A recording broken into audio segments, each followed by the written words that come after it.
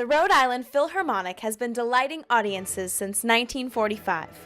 Recently, we had the pleasure of sitting down with Larry Rachleff, the orchestra's music director.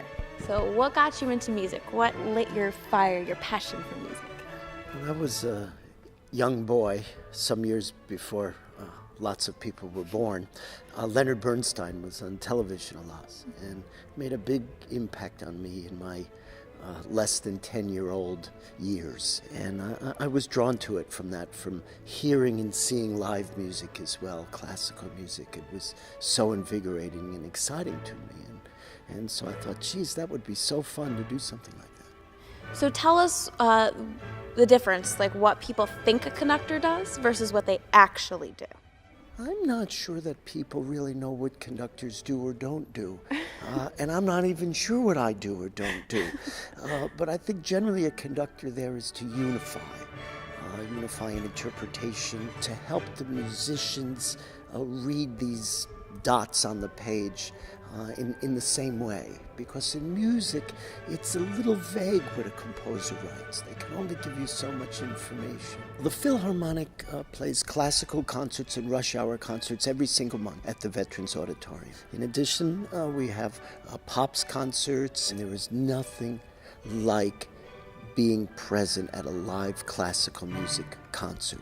One thing is to hear recording or CDs, but to see the energy physically, visually on stage creates so much fire for the audience. It's a totally different experience. I think going to hear classical music is a window into one's own feelings and soul. These composers lived in the depths of the human condition.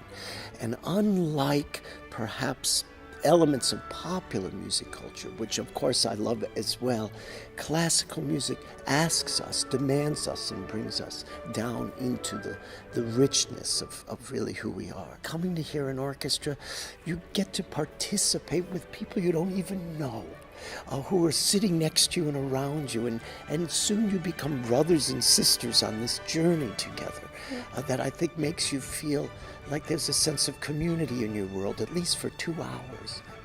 Also, it's a wonderful night out.